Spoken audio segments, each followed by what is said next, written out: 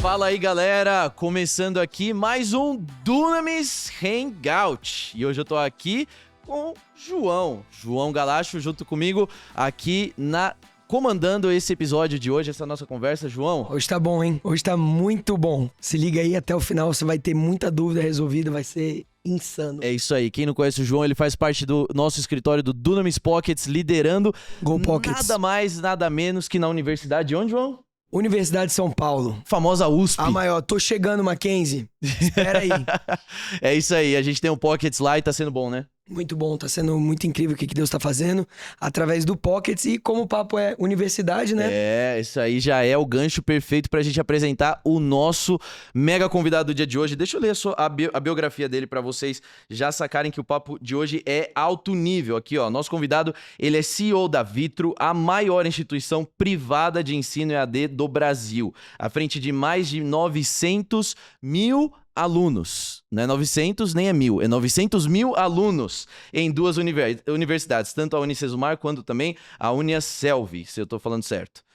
É isso aí. William, bem-vindos. Bem-vindo, William Matos junto com a gente aqui, pessoal. Olá, pessoal. Um prazer e uma alegria poder estar aqui nesse dia, dividindo essa mesa pra gente conversar, bater um papo. Então, Kriegner, João, muito obrigado pelo convite. É um prazer poder estar aqui. É um prazer nosso receber você. Aproveitar esse momento que eu acabei de falar ali na conferência e poder já descer aqui e dividir junto com essa plateia que eu acredito que deve estar também cheia de ânimo para nos ouvir e falar sobre educação, transformação, propósito. Tá, o pessoal tá com fome disso, Você mencionou, nós estamos aqui, ó, no Connections Conference e a gente tá fazendo esse encontro para falar sobre fé, trabalho, aplicando princípios do reino de Deus no dia a dia. Então, já prepara o teu caderno, já toma nota, porque hoje você vai ter uma aula aqui, tá? A gente vai bater um papo, mas você vai ter uma aula. E eu só queria ressaltar que essa aqui é a nossa 4ª temporada nesse cenário aqui, gente, novo, bonito. Você gostou, João? Bonito, amei. Bonito, né? Gostou, William? Tá legal aqui o cenário? Muito bom. Demais, me sentindo extremamente confortável. Aí, é isso que importa. Aqui é a sala de casa. Ó, não é nosso cenário fixo, final. Nós vamos ter o fixo, depois vocês vão ver. Mas vocês já me ouviram falar disso aqui nesses episódios dessa temporada, que tá especial demais. Esse cenário tá lindo demais também. William, vamos começar aqui. Queria entender um pouquinho mais a tua trajetória, assim. Acho que quando a gente fala sobre isso, o lugar onde a função que você está ocupando hoje, né? A gente conversou um pouquinho ali atrás na sala hoje, você tá falando, eu tô aqui, tô empresário e tá nessa função, e às vezes até eu me pergunto, né? O que eu tô fazendo aqui? Mas é impressionante, William, assim, são 900 mil alunos. Isso aqui tem países que têm praticamente essa mesma população. Lá na Europa, tem cidades desse mesmo tamanho. Né? Então, o Acre tem 830 mil habitantes. No então, Acre. assim, somos maior que o Acre em número de alunos. São maiores que o Acre. Por que você sabe a população do Acre de cor? Eu pesquisei. Aê! Fez a lição de casa, é isso aí. Nada contra o Acre, mas eu fiquei curioso. Legal. Conta um pouquinho, como é que é a tua trajetória, William? Como é que isso você chegou aí, aqui? Kriegner, não é fácil, porque também não foi rápido, então eu preciso resumir ela, mas foi uma história de muita luta, de muito desafio e de muito milagre de Deus. Nós conseguimos ter alcançado e chego a este lugar, né? De maneira muito rápida. Eu venho de uma empresa que foi construída por uma família, uma empresa que, através do propósito da educação, construiu um negócio, e esse negócio ele foi crescendo, esse negócio ele foi se desenvolvendo. Foi um negócio que tinha mais de 30 anos de história, e uma das coisas que a gente sempre aprendeu, e eu aprendi com o meu pai, foi ele o fundador desse negócio, que a educação ela tem um papel transformacional gigante na vida. E a gente, sendo cristão, a gente sempre acreditou que a gente tinha um papel que ia além daquela entrega, daquela educação formal, daquela educação técnica que existe na formação de um contador, de um administrador, de um médico. E a gente sempre conseguiu, enquanto nós tínhamos essa empresa, exercer o chamado e a palavra de Deus. Eu sempre gosto de dar um exemplo que é meio diferente. Posso contar umas coisas diferentes? Pode. Aqui tá em casa, Lá na Unicesumar, quando um aluno ele vai no banheiro, ele fecha a porta, senta para aquele momento que é íntimo, né? Só Exato, dele. Ele senta. Sabe o que ele vê na frente? O quê? A palavra de Deus. Tá brincando? Na porta? Nós enchemos de versículos bíblicos Glória a Deus. a porta. E por que isso? São mais de 700 portas de banheiro. Nós temos um campus lá em Maringá com mais de 100 mil metros de área construída. Gente, e a gente trocava a porta de banheiro quase que diariamente. Olha aí. Porque aluno jovem, você sabe como é que é, né? Ele senta lá e aí começa aquela coisa na cabeça dele. A partir do momento que nós colocamos os versículos bíblicos ali, nós não mais trocamos aquelas portas. E temos vários testemunhos de momentos que Deus falou com as pessoas enquanto elas estavam Glória a naquele Deus. lugar. Então, assim, inusitado. Inusitado, Não diferente, inovador. É diferente. Mas essa é a liberdade, a ousadia que a gente sempre teve para construir esse negócio que foi crescendo. E como eu contei hoje à noite ali, ele se desenvolveu tanto que nós acabamos fazendo uma combinação de um outro negócio junto com uma outra grande instituição, que é a Uniaselv, e nós nos tornamos a Vitro Educação, esse player hoje, que é o maior player de graduação EAD do mundo, com mais de 900 mil alunos. Não existe nenhuma instituição com uma quantidade dessa, e agora estou sabendo que é maior que o Acre. João aqui, João. já vou usar esse código aí, tá? Essa expressão. E com essa combinação de negócio, eu mudei totalmente a minha vida. Olha aí. Eu saí de uma empresa familiar e me tornei um executivo. Hoje eu estou CEO à frente de uma empresa que é listada, de uma empresa que tem acionista, de uma empresa que responde ao mercado. Totalmente diferente da dinâmica familiar. Totalmente diferente da dinâmica familiar, Uau. mas dentro daquilo que eu sempre acreditei que Deus tinha como chamado para a minha vida, eu creio que por ser diferente é onde a gente consegue fazer ainda mais a diferença. Porque as pessoas não esperam isso. Porque o negócio mudou. A entrega ela é a mesma. Mas eu creio que Deus me colocou ali e tem um chamado muito especial. Porque, como eu falo, é contracultural um cristão chegar num lugar como esse e ir até esse lugar disposto a fazer a diferença. Eu tô pensando aqui, você tá falando sobre a união, né? A Vitro, então, se torna a maior do mundo em EAD. E a gente tá falando de uma universidade, por exemplo, a Unicesumar, que não esconde de jeito nenhum o fato de ser uma universidade cristã. Você tá na porta do banheiro, tem versículo da palavra, dentro da sala de aula, você tem uma série de, né?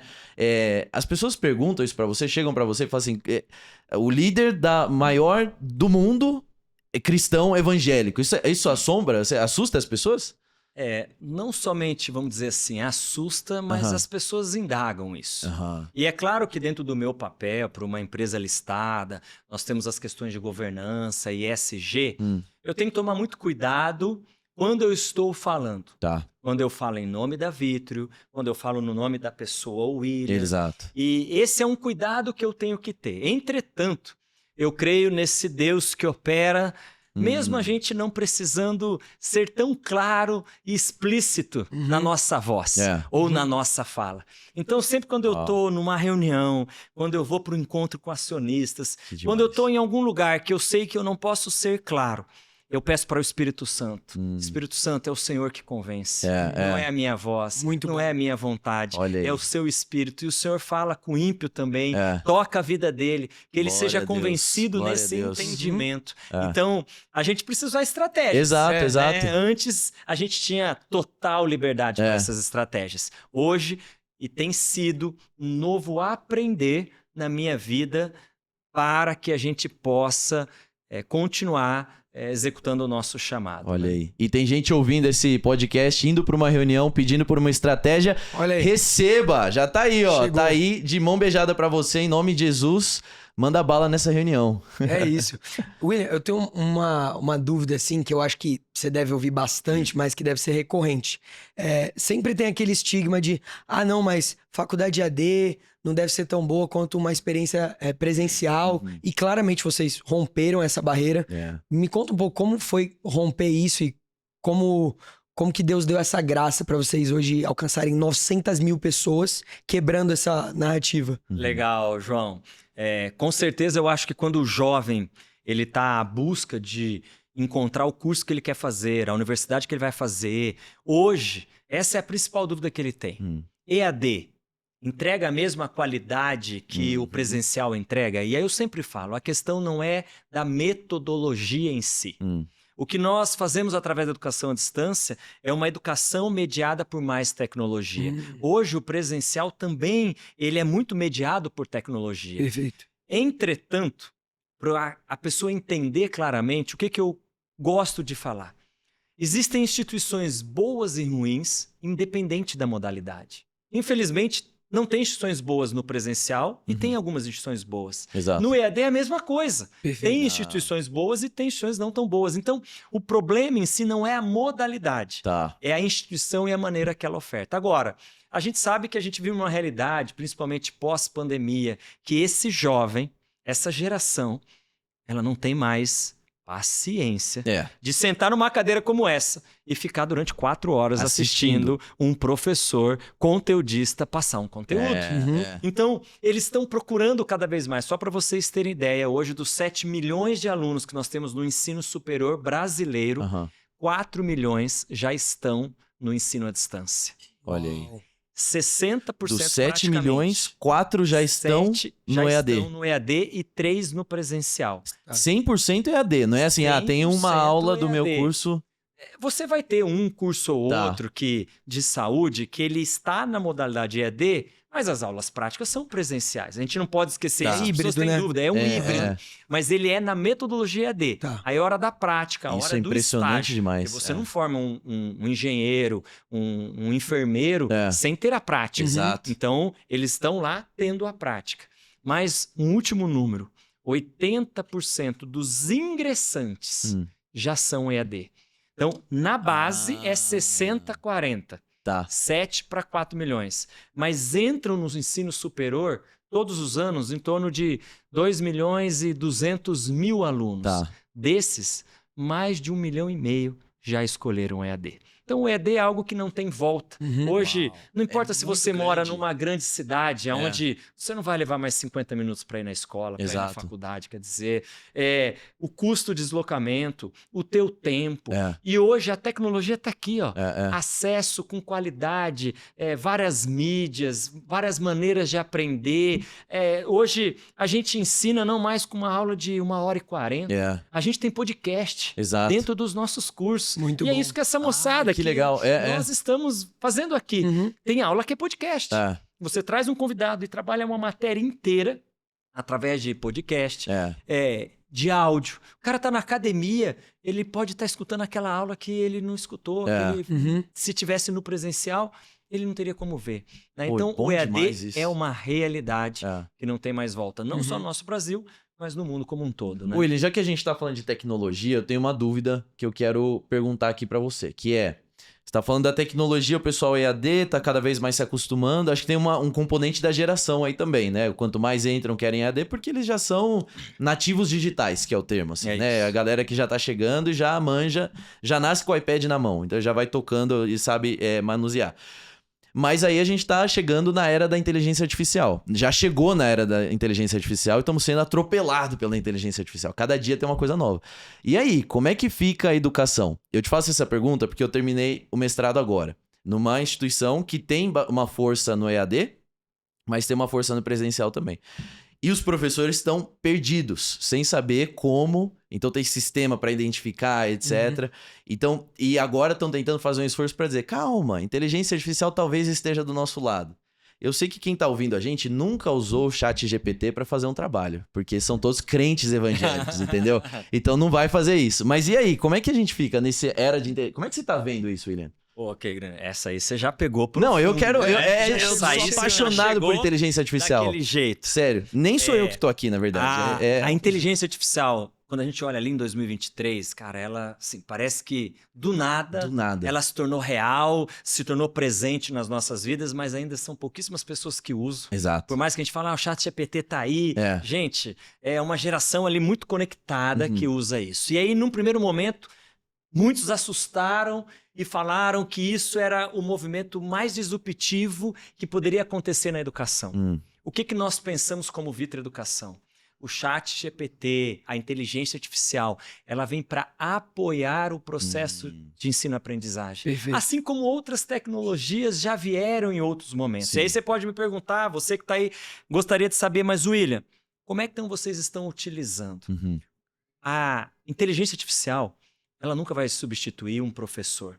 Mas a gente não pode lembrar, a gente não pode esquecer que o professor do presencial não é mais o mesmo professor do EAD. As competências e habilidades que esse professor exerce hoje no EAD são diferentes. Olha aí. Com o advindo da tecnologia e principalmente da inteligência artificial, esse professor, de novo, ele vai ter que ser moldado, Reinventado. reinventado. Uau. E uma das coisas que nós estamos fazendo, como exemplo, é o tutoriar. Então, nós temos hoje uma tutoria, nós temos profissionais contratados que ficam ali à disposição dos nossos alunos 24 horas. Nossa, Legal. muito bom. Mas hoje, nós também implantamos, ainda não é em todos os cursos, estamos pilotando isso, o tutoriar, onde o aluno pode perguntar para a IA aquelas dúvidas que ele está tendo. Legal. Mas a gente precisa lembrar que a nossa IA, ela passa por uma curadoria e ela Perfeito. só atua sobre os conteúdos que nós já oferecemos. Entendi. Imagina a loucura, um aluno de administração vou perguntar sobre Peter Drucker, sobre qualquer papa aí da administração e o chat trazer uma resposta aleatória. Exato. Nós não queremos isso agora. Ele pode ajudar o aluno a tirar essa dúvida do conteúdo que já está ali proposto no processo de ensino-aprendizagem dele. Então, nós já estamos testando essa ferramenta. Mas, para mim, a que mais já tem trazido é o professor IA, onde o professor, para preparar a aula dele, ele usa a inteligência artificial. O professor usa. Por isso que eu falo que o Nossa, professor, ele precisa de uma nova habilidade. Isso também é inovador pra caramba. Entende que aquele professor do presencial, se ele for dar aula dele, vai ficar travado? Vai, ele não sabe, consegue. Ele tem medo da câmera, ele não sabe usar tecnologia. E esse professor agora, que vai usar IA, ele tem uma capacidade para a gente fazer algo que talvez, isso sim que eu chamo que não é a tecnologia, mas é a capacidade de nós entregarmos um conteúdo praticamente individualizado para cada aluno. Olha aí. Eu sou um aluno de administração, eu tenho uma disciplina de... Você consegue financeira. falar isso considerando que você tem 900 mil alunos. Vamos lá, nós Eita. estamos construindo isso. Mas o aluno tem dificuldade com matemática, essa é a verdade. O aluno vem do ensino básico péssimo, nós podemos falar um pouco sobre isso. Verdade. É horrível no nosso Brasil. Ele chega sem saber fazer uma conta. Mas aquele aluno, o que ele gosta mesmo é de jogar basquete. Depois a gente fala de NBA, acho que você morou nos Estados Unidos, jogou de lá. Assista um pouco só. Cara, aquele professor pode pegar a IA, botar uma questão de matemática. Pode ser de percentual, de multiplicação, de número de acertos e pedir para que aquela questão seja feita e traga um resultado utilizando um jogo de basquete para NBA. Que isso? E aí vem uma questão de matemática. Eu gostei disso. Muito. Eu gostei muito De altíssima disso. dificuldade. Mas que o aluno vai falar, o quê? Eu quero entender esse percentual porque o LeBron James não Ele acertou. vê uma aplicabilidade. Ele vê uma aplicabilidade dentro daquilo que ele Caramba. gosta. Isso é É demais. customizado, assim. É customizado, é individualizado. Esse é o grande diferencial. Uau. E aí sim É. vai virar uma chave na educação do mundo quando a gente conseguir entregar isso para cada um dos nossos alunos, que é o estudo aplicado, direcionado, individualizado. Isso é sensacional. E é Igor. possível. Bom. Então, a inteligência artificial, imagina, um professor não teria condição de fazer isso. Exato. Cara, e ele manda ali as informações, ele coloca o que ele quer, a questão vem pronta. Nossa. Então, o interesse, a gente acredita que o interesse... Porque, vamos ser sinceros, é muito mais gostoso estudar algo quando esse interesse envolve algo que a gente gosta, que a gente tem prazer, que faz parte do nosso dia a dia. Então, aí sim, eu acredito. Agora, se você também está nos assistindo e é professor, vai estudar a inteligência artificial. Se prepara. Porque ela pode não somente mudar as profissões, ela vai mudar a maneira que nós executamos todas as profissões. Olha aí. Né? Não importa a profissão que você tem, se você é um advogado, se você é um médico, você não vai deixar de ser advogado médico, mas vai mudar a forma que você pensa a tua profissão. E não pode ficar obsoleto, né? Não pode ficar pra trás. Não tem como, né? Caramba. E a educação tá aí. Então nós temos que ser, eu sempre falo, essa mola propulsora, né? Infelizmente, a educação ficou atrasada por Uhum. muito tempo, né? Quantos de nós já não vimos aquele quadrinho que a educação presencial, ela é a mesma, Uhum. ofertada aos nossos alunos do mesmo jeito há 100 anos atrás. Exato. Um professor, uma cadeira, uma lousa e um Ah. giz. Então, tantas coisas evoluíram nesse mundo, mas a educação, ela demorou, e aí por isso que a educação à distância cresceu tanto, trouxe tecnologia, e é um mundo sem volta, né? Uau.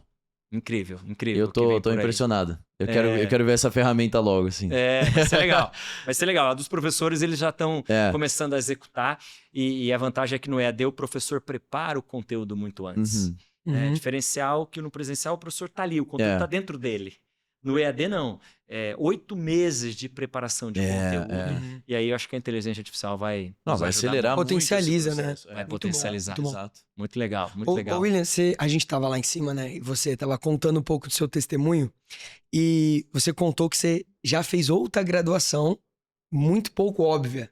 E eu queria muito ouvir essa história, mas com um pouquinho mais de detalhe, que você contasse pra galera. Porque Legal. quando as pessoas conversam com você, elas acham que você fez um outro curso, né? Conta aí um pouco pra gente. Legal. Eu gosto de falar sobre isso porque quando eu era mais jovem, Aham. eu não entendia muito por que Deus me levou para essa profissão. Todo mundo, quando eu pergunto, fala: você deve ser engenheiro, administrador. É. Né? Eu faço uma cara assim de intelectual, uso óculos, mas eu sou fisioterapeuta. Fisioterapeuta? Fisioterapeuta de Vocês não formação. esperavam essa. Essa é a verdade. Eu também não sabia disso. Fisioterapeuta. É claro que depois que eu fiz fisioterapia, no decorrer da minha história, eu fiz outros cursos, Aham. especializações, mestrado. Mas no início da minha carreira, eu falei: o que a fisioterapia poderia ter a ver com aquilo que talvez eu carregava dentro de mim e que eu não sabia? Uhum. Mas você já tinha se formado.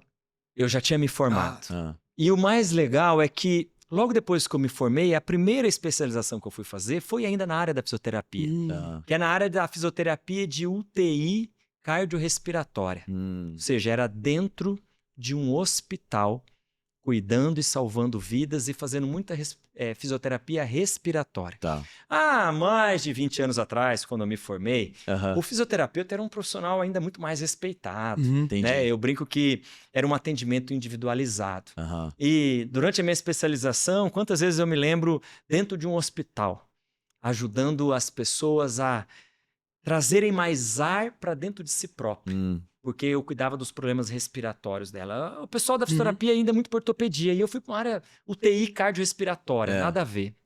No decorrer do tempo, eu entendi que a fisioterapia, ela me preparou para o chamado que eu carrego hoje. Olha aí. Uau. Porque fazer algumas técnicas lá, Uhum. qualquer um poderia fazer. Uhum. Técnicas respiratórias. Você pode até treinar um técnico para fazer isso. Uhum. Mas desde o começo, eu tinha o privilégio de ficar ali 1 hora com um paciente conversando.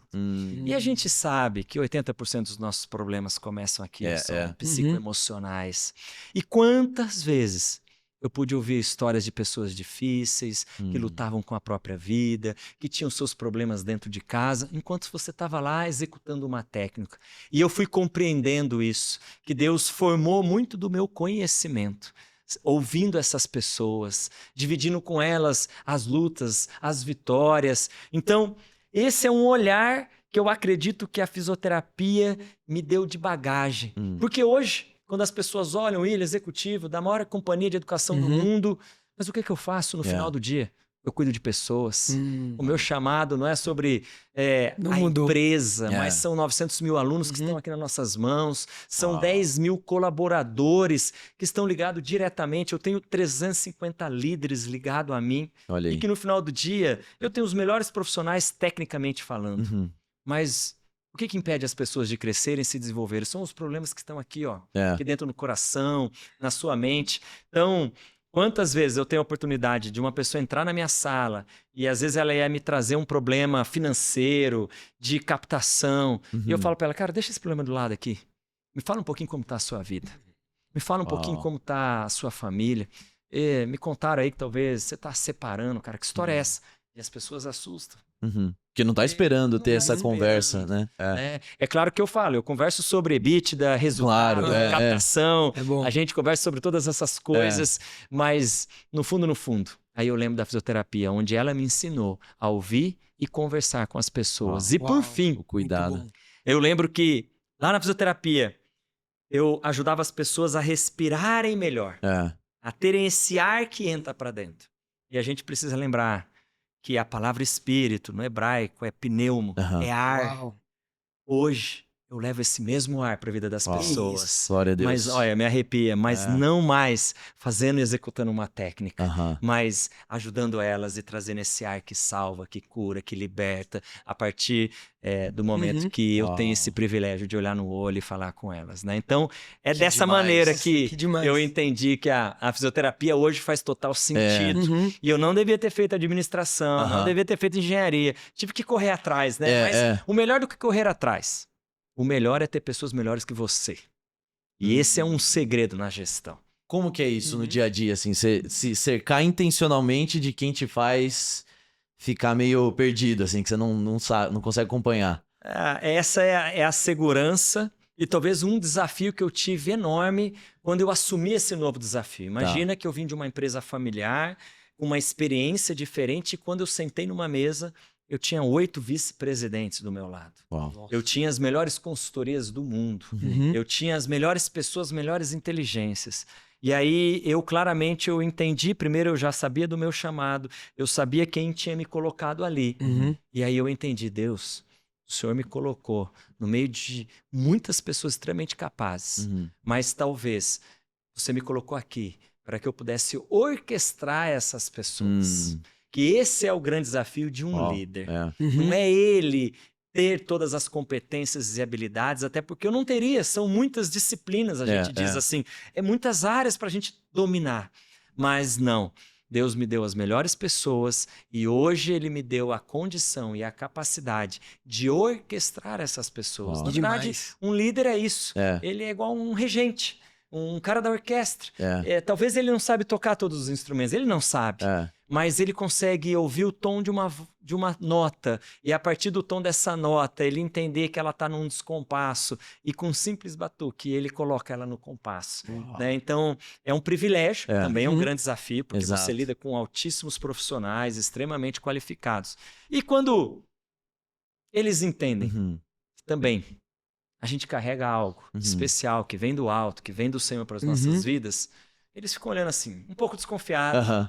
Nem sempre eles se entregam, mas eu creio que também é uma maneira da gente dar testemunho. Muito bom. Que a gente pode, mesmo não tendo todas essas competências, mas ser ungido, ter uma unção que vem do alto e a gente conseguir resolver os problemas, né? Glória e ter sabedoria. Glória a Deus.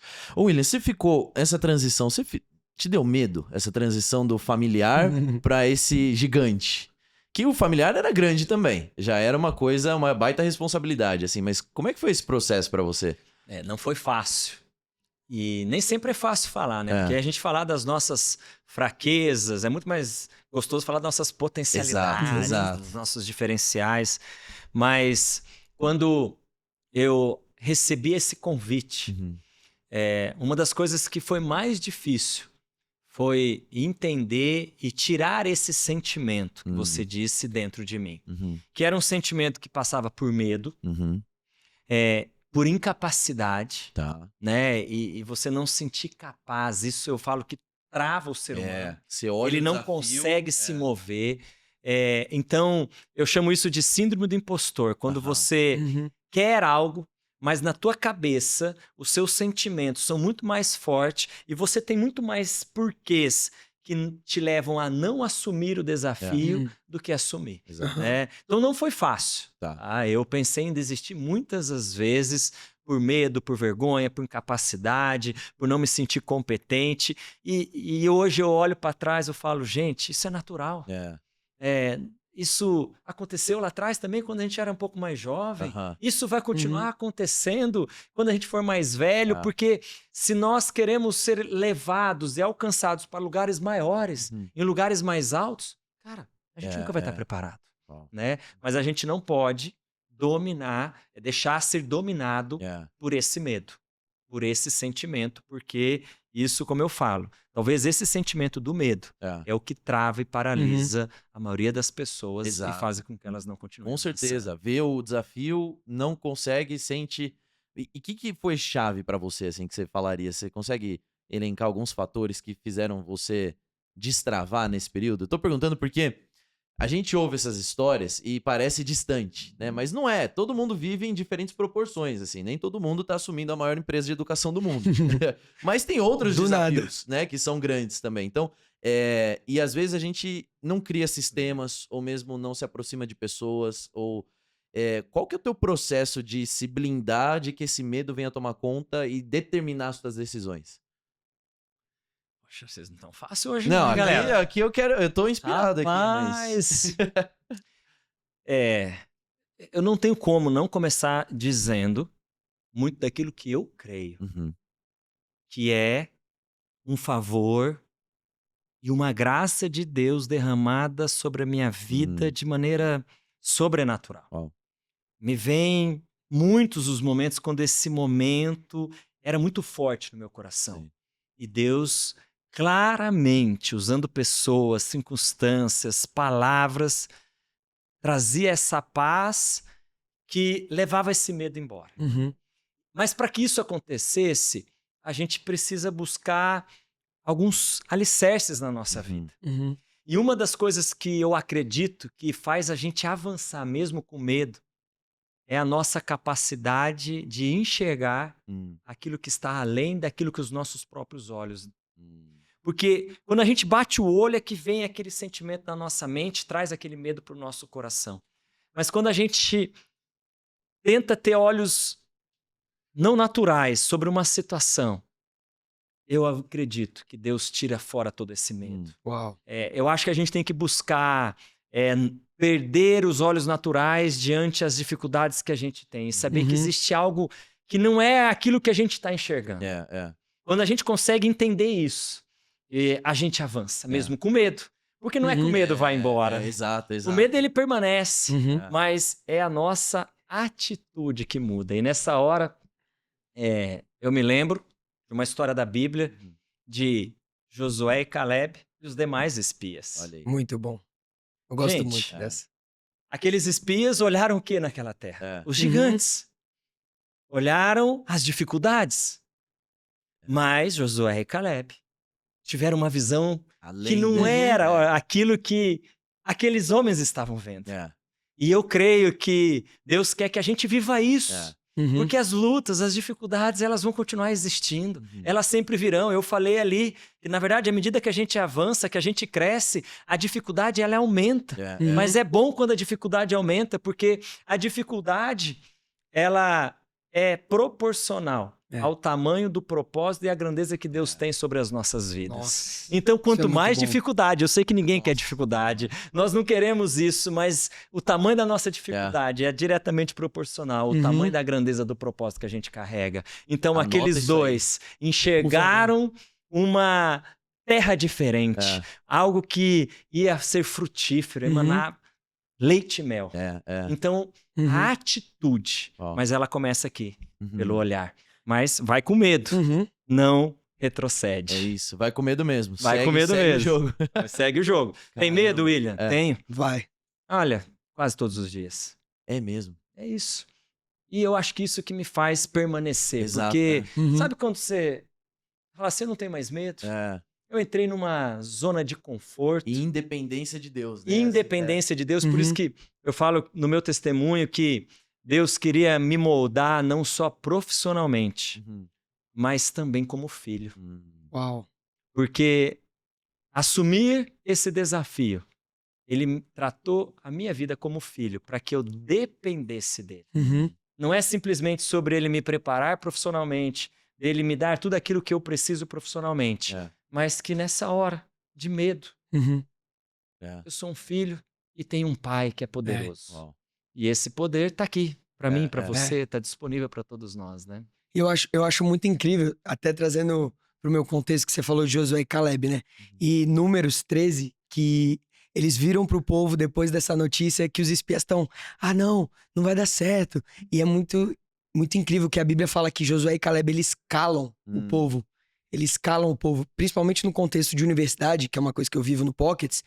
Geralmente, quando a gente fala que faz missões universitárias, a galera já olha com aquela cara, coitados, coitado. E a gente muitas vezes tem que calar as vozes e falar, não, Deus tem algo para as universidades do Brasil, Deus quer se mover lá, Deus quer derramar avivamento, quer derramar fogo de Deus dentro das universidades. Então, eu até perguntando, teve alguma vez que você precisou realmente não só se afastar de ambientes, mas se expor a alguns ambientes onde Deus estava derramando visão, reafirmando coisas na sua vida? Isso te ajudou também? Sem dúvida nenhuma, até porque você falou tudo, João. Se existe um ambiente onde existe uma discussão e ela precisa ser aberta, Claro. é dentro das universidades. Exato. Então, nas universidades, eu digo que talvez seria o melhor ambiente. Né? Claro que tem que ser um ambiente controlado, um ambiente seguro, direcionado, um ambiente seguro. Mas ali estão todas as posições, todas as ideologias. Imagina, eu sempre falo isso, gente, a gente tem 900 mil alunos.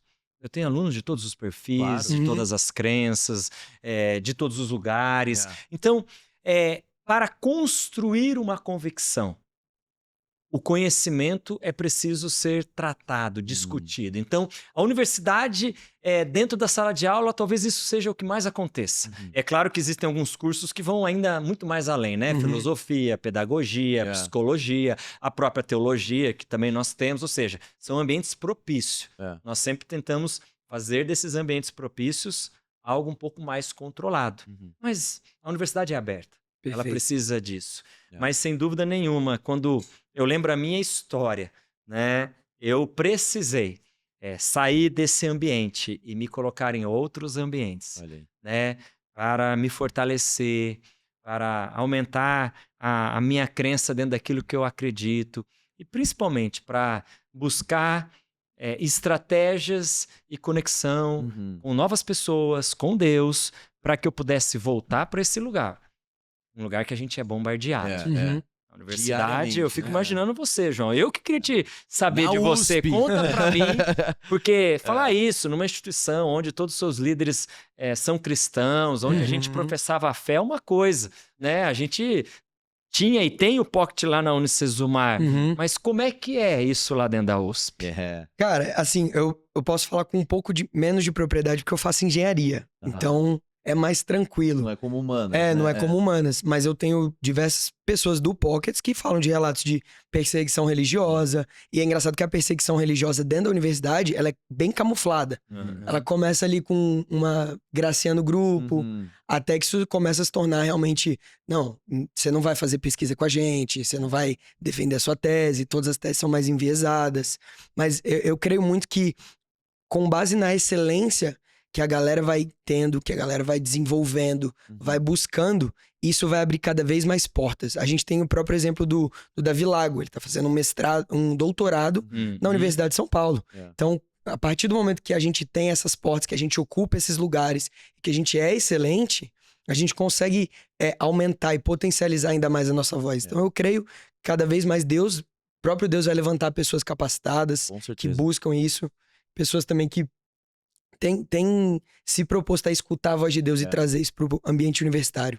Legal. Necessário, né? E eu acredito, né? Você falou do Davi Lago, a cada nível que você sobe, essa discussão fica mais difícil. Né? Mestrado, doutorado, nós temos vários cursos de mestrado e doutorado. Mas uma coisa que eu acredito muito, né? A gente vive num país onde 80% das pessoas, tá lá no censo, elas se dizem cristãs. Elas podem não viver uma vida como deveriam. O que falta é a gente ter realmente essa capacidade de desprender dessas amarras e ir lá. Como o João, como o Dunamis fez lá atrás, começou nas universidades, porque as pessoas estão sedentas para ouvir. Né? Infelizmente é uma voz pequena que acaba gritando muito mais alto. Mas a grande maioria das pessoas... elas recebem bem, né? Elas são movidas por essa voz que vai ao contrário desse povo que grita. E eu acho que é isso que a gente tem que fazer. A gente não pode desistir, a gente tem que continuar firme nesse chamado que tem. Eu acredito que dentro das universidades a gente vai estar lançando sementinhas ali que num futuro a gente vai ver germinando aí muita coisa. A palavra de Deus não volta vazia, né? A gente tem essa certeza, assim, a gente pode ter a segurança, né? A palavra de Deus não vai voltar vazia, independente da reação inicial. E é o que você falou, William, assim, quantas pessoas em depressão num momento prestes a tirar a vida, por exemplo, não ter um encontro com Jesus através de um pocket ou através de uma porta de banheiro. E aí, como é que você mensura esse resultado? Então, é um impacto muito mais profundo que a gente consegue imaginar, né? Só de sustentar valores e a verdade bíblica também, né? Isso é poderoso demais. E é por isso que a gente fala que a educação, ela é libertadora. Exato.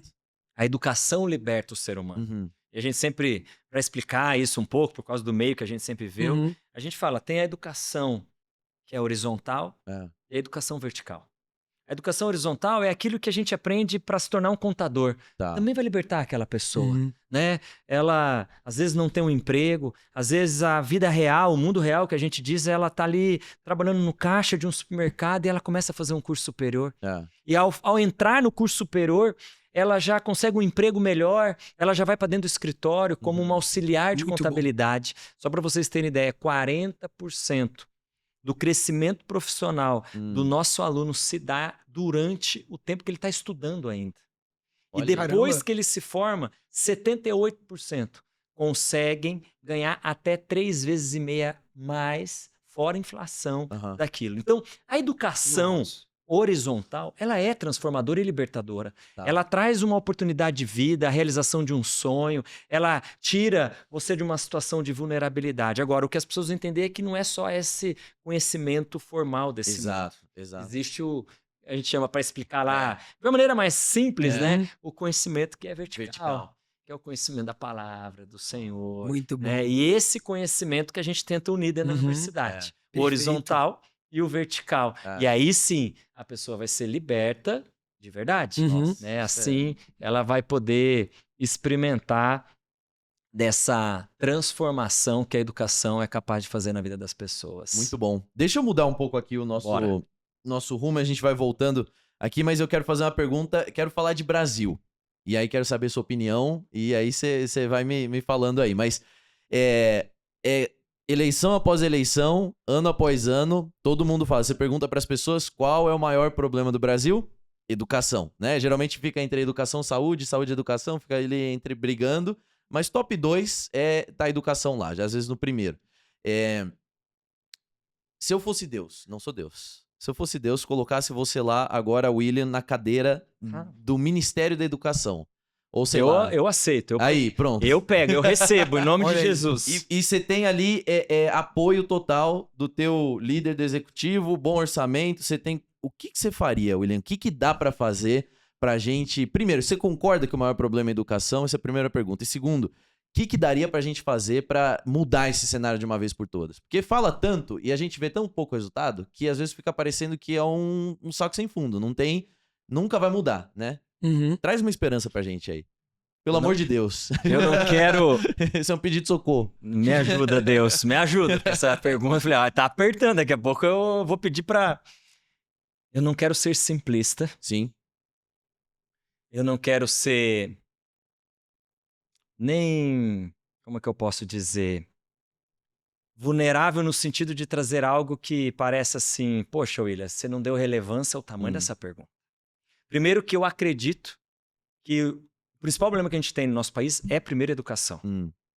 A saúde é para quem já está chegando a um ponto final. A educação é para quem está começando. Então, se eu fosse essa pessoa, educação o foco básica ali que eu daria para transformar um país está na educação básica. O que acontece é que se nós investirmos na educação básica, vai demorar um ciclo de uma geração para conquistarmos, nos transformarmos num novo país. Isso que é uns 50 anos, 40 anos? 30 anos. 30 anos. 30 anos. Eu carrego uma frase, que essa frase não é minha, é do meu pai, que diz que cada país é a escola que tem. Uau. E cada escola é a cara ou a intenção dos seus dirigentes. Olha aí. Nós conhecemos, em especial... Deixa isso aí. Cada país é a escola que tem. E cada escola é a cara e a intenção dos seus dirigentes. Uau, isso é muito O meu pai, no decorrer da vida, sempre foi um professor, um homem cristão, um homem que ama Deus. Ele conhece escolas em mais de 50 países no mundo. E ele sempre contou essa história. Olha, você pode me colocar uma venda e me colocar dentro de uma escola pública de qualquer país do mundo. eu vou dizer para você se esse país é um país desenvolvido ou não. Por quê? Porque começa na base. Talvez a gente imagine que o problema está só nos rincões desse país, nas cidades pequenininhas. Não, a gente cita sempre Maringá. Maringá é uma cidade extremamente desenvolvida. Nós estamos no Paraná, um estado rico. A melhor IDH há muitos Melhor anos, DH há né? muitos anos.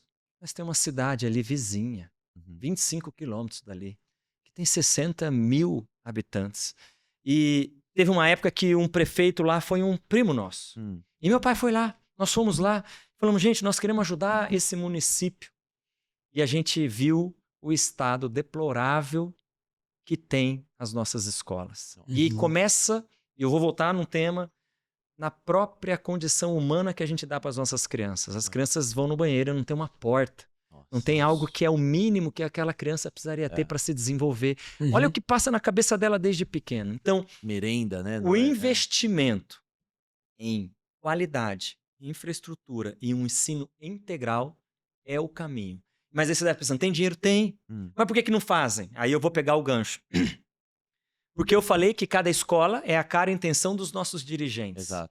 Esses dirigentes sabem que se ele investir em educação de qualidade esse ano, daqui 20 anos eles não estarão mais no poder. Nossa. E aqui, particularmente, eu não quero falar de nenhum dos lados agora, vou falar depois.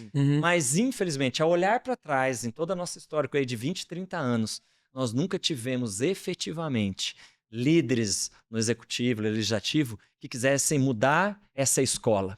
Porque eles sabem que se ele mudassem essas escolas, em breve eles não serão mais eleitos. Porque as pessoas iam ter uma formação diferente. Um senso crítico. Um senso crítico diferente e bem formadas. Não votariam naqueles que estão ali. Então, eu acho que esse é o desafio, né? Quem sabe um dia a gente possa estar lá. No governo anterior, a gente esteve muito perto de todo o trabalho na construção.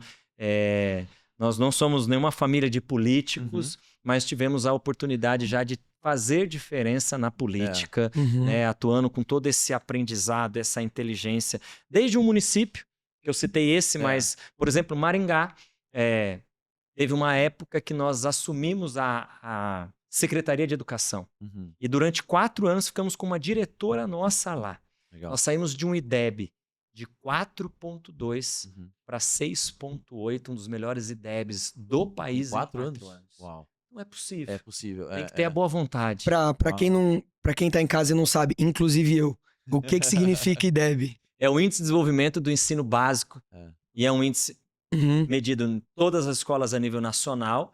E, assim, a média é abaixo de 3, 4,7 para Maringá, que é uma cidade desenvolvida e que já era muito bom, e nós alcançamos 6,8. Porque, na verdade, só mais um índice para vocês terem ideia, apenas 7% das nossas crianças e adolescentes que chegam na 9ª série, elas efetivamente aprenderam matemática e português. Nossa. 7%. Na 9ª série. Nem 10. Série, que começa a mudar o ensino médio ali. 9% efetivamente aprenderam. Isso, a OCDE fez pesquisas no mundo e no Brasil é esse índice. Então, você entende que o que a gente faz é simplesmente, na verdade, você usou uma expressão, um tema aqui, é uma entrega de merenda. As crianças vão na escola para poder comer. Quando tem, né? Quando tem. Quando tem.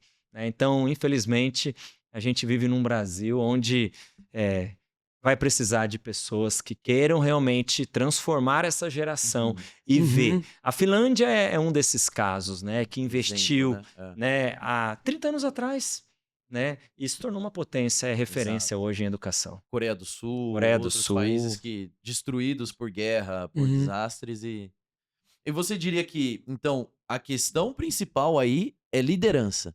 Não é falta de dinheiro, não é falta de know-how, é vontade.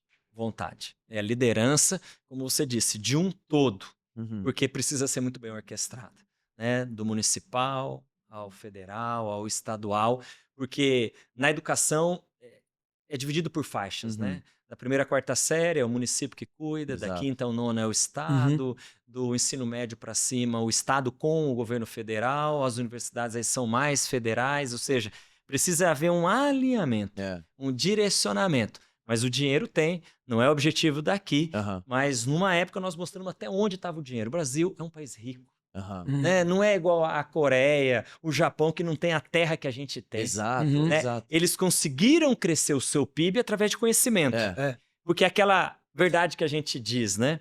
A gente pega um navio de soja, Aham. exporta lá para países como esse, e eles mandam para nós um container com chip. Uhum. E ali tem conhecimento. A densidade é muito maior. Lá tem commodity, É. Uhum. né? Então, essa é a diferença que o conhecimento fez. Esses países tiveram que investir, porque eles não tinham uma Não tinha outra terra, opção. eles Uhum. não tinham uma opção. Uhum. Né?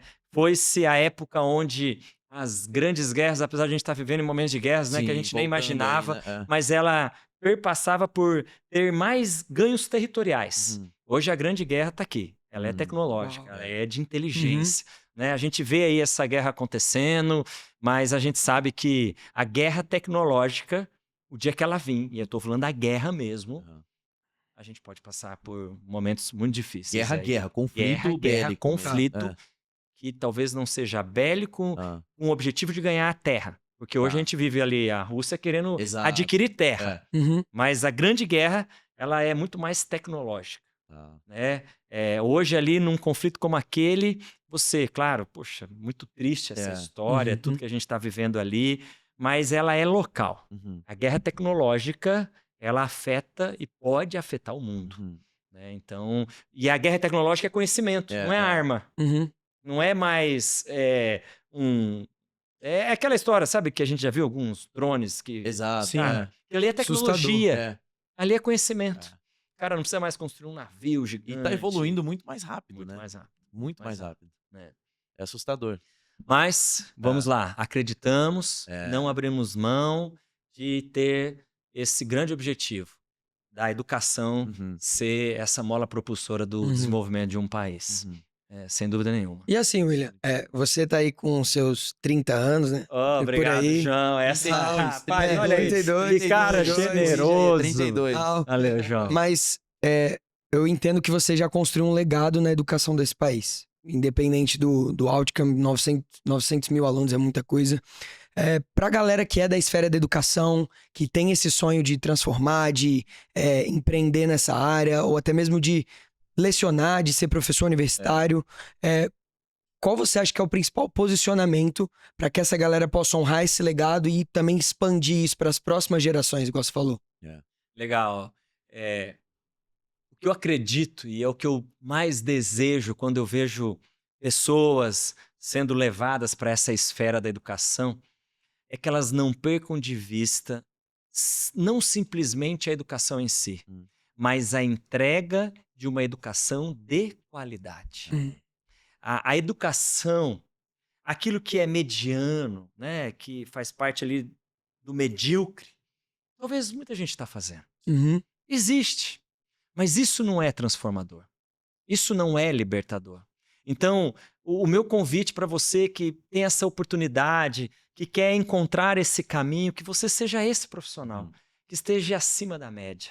Que não seja aquele que entrega aquilo que é mediano, mas que vai além daquilo que talvez você foi contratado. Né? Muitas pessoas acabam entregando no exercício da sua profissão apenas aquilo que talvez está lá no contrato de trabalho.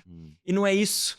Nós não somos chamados para entregar só aquilo que nós temos ali no contrato. Né? Nós somos chamados para ir além, a fazer com excelência. Lembrando que, em primeiro lugar, aquilo que a gente faz é para o Senhor, não é para nós. Então, assim, o que nós precisamos é pessoas que queiram entrar nesse lugar e fazer de maneira que realmente tenha uma qualidade percebida. E é importante dizer, né? Nós estamos aqui por causa do meu dia a dia e a gente falou um pouco mais sobre isso.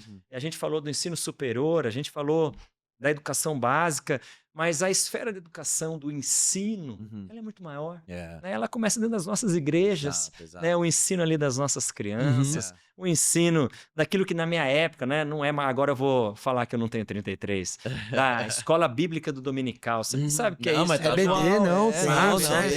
Muitas igrejas, infelizmente, perderam. Sabe o que é isso? Mas tá bom, vou matar a curiosidade, João. São 44 anos muito bem vividos. Olha isso.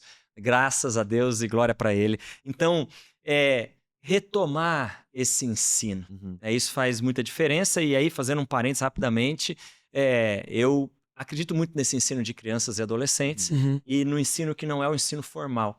Né? E eu administro, não mais, mas eu sou proprietário de 2 empresas que atuam nessa geração.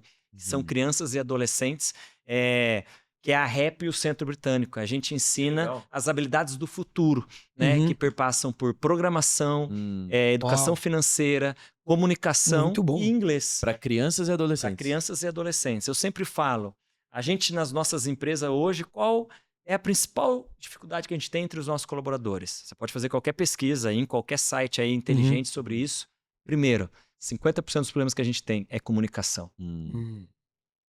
Primeiro, na vida pessoal das pessoas, 50% do que elas têm é o fato de não ter educação financeira. Para vocês terem ideia, quando eu comecei com essa empresa de educação financeira para crianças e adolescentes, foi um dos filhos meus que chegou, pai, tem uma professora lá que ela pega 15 minutos das aulas de matemática que está nos ensinando educação financeira. Mas o que é isso, filho? Pai, mas o medo dela é ser demitida. Ela já foi demitida de várias escolas. Porque ela deixa de ensinar lá o percentual, porcentagem de educação financeira. Eu falei, filho, chama essa professora. Exato. E aí um dia recebi ela na minha sala. E aí conheci esse trabalho. Ela tinha feito matemática aqui na USP. E aí ela foi para Maringá fazer mestrado lá em matemática na Universidade Estadual. E aí eu conheci. Falei, a primeira coisa, vem dar aula para meus filhos. E aí meus 3 filhos tiveram aula de educação financeira. Que demais. Que mudou a mente deles. Eles tiveram que entender, né? Quanto que eles custam por dia, por mês. Deu que um aquele choque banho ali, né? de 25 minutos, um tá ali, tá dando risada, né? Sabe como é que foi, né, filho? Aquele banho de 25 minutos tinha um custo. E a professora ensinou, é o tempo de uma música.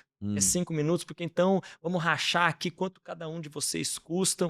E aí eu fui além, um dia ela me disse que 70%, e eu fui investigar e eu vi que isso é real, dos divórcios que existem no nosso país. Meu Deus. Não é por infidelidade. É por infidelidade na forma de conduzir as suas finanças dentro de casa. Isso é muito sério. 70% de incompatibilidade entre marido e mulher financeira. Mulher e homem que escondem o que ganham, homem que não conta aquilo que está vivendo na empresa. Quantas histórias que a gente ouve de pessoas que tiram a própria vida. Mantém aparência. Mantém aparência. O dia que eu vi esse número, eu falei, não. Eu preciso trabalhar com educação financeira de crianças e adolescentes. Porque educação financeira é comportamental, tá? Não é sobre gastar mais ou gastar menos. Claro que a gente precisa gastar mais, gastar menos. A gente precisa aprender isso. Mas como é comportamento, a melhor maneira de mudar um comportamento é enquanto você está com a mente muito mais aberta. Exato. E eu falo que as crianças e adolescentes que passarem pela REP, pelo menos terão casamentos mais saudáveis. Uau! E eu invisto nisso por causa disso. Impactar a esfera da família através da educação financeira. Através da educação financeira. Eu vou melhorar os profissionais dentro das nossas empresas, se 50% é comunicação oratória. E comunicação não é sobre a arte de saber falar, mas a arte de saber escutar.